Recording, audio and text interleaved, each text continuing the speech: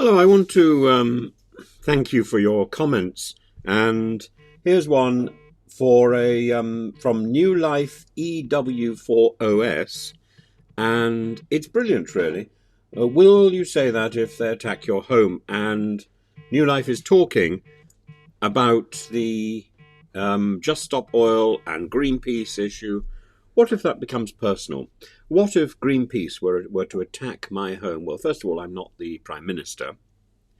But if I were, let's imagine I were, and let's look at this philosophically rather than thinking of this, so this is an ad hominem, put a takedown, because I think it's an interesting point. And I would repeat exactly the same point that I've already made. That is that the people who had attacked my home would be under police investigation at the moment. They would be questioned, and everybody involved in planning that attack would be, I trust, arrested and held to account for their actions, prosecuted eventually, and we follow the process of the law as it stands, with somebody invading property. And I think going up onto the roof of my house would constitute quite an interesting crime in itself. It's not a crime without damage. And certainly if I were at home at the time when the invasion took place, that would be far more serious.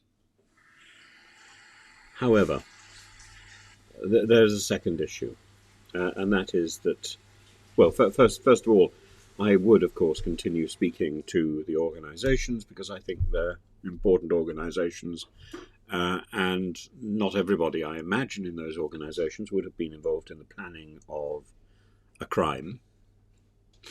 And those organisations, particularly Greenpeace, have been in existence for far longer than the twits involved in that particular action, and that gets to the point, and this is the point.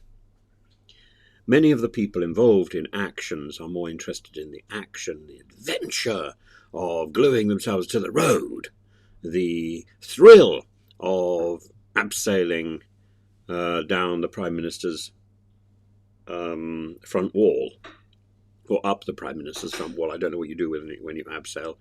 And they've not really thought through the mechanics of of the issues that they are representing. And somebody needs to.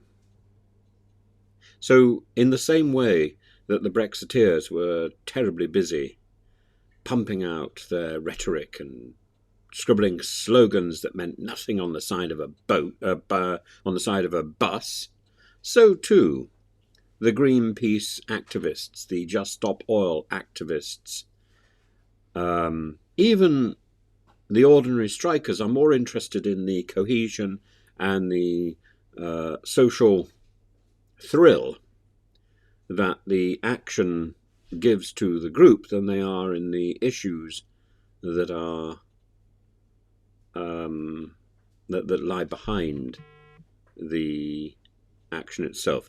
I say that rather blandly. I know many people who go on strike who are extremely interested in the issues and have thought them through solidly. But there are many who simply regard it as a day out.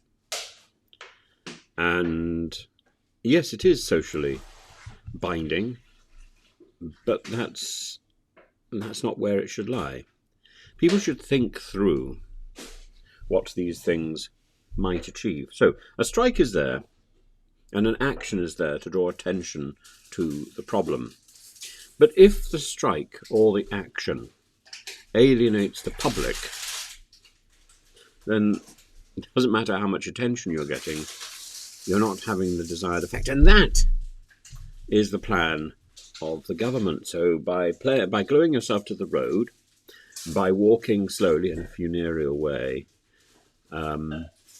by walking out from the hospital or from the school, the present government has set it up so that you are the villain.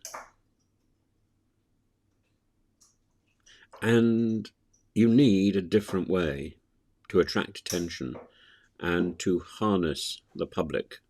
So they are behind your action, your strike, your activity.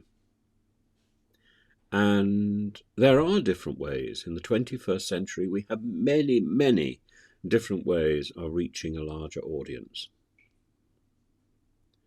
And yet people are captivated by the techniques, not necessarily of gluing yourself to the road, but certainly binding yourself to the railings outside number 10, the techniques devised in the early part of the 20th century, and we need to think beyond those.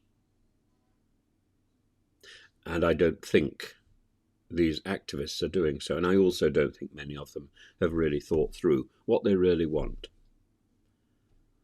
So in the same way, the parallel with Brexit is people wanted Brexit, but they hadn't really thought through what that meant. And I remember asking people in UKIP very clearly, what would Brexit mean? Have you thought through what happens afterwards? Nobody had, in the same way that Boris Johnson hadn't really thought through what Brexit would mean. Mrs. May certainly didn't know what Brexit would mean. Liz Truss didn't know what Brexit would mean, and Rishi Sunak, who actually voted for Brexit, has no idea. Because they haven't thought through where their campaign, if it were successful, would lead them to. Because it was just a thrill to band together and experience that rush of social cohesion by all being in the same little tribe. We need to go beyond our tribalism, beyond these silly actions, and think through, and then find a better way of communicating, a better way of harnessing public opinion and public support. And I find it extraordinary that social media exists, and Just Stop Oil is hardly using it. It seems crazy, utterly crazy, when you can win an election in America by using social media. And yet people in the UK are gluing themselves to the road.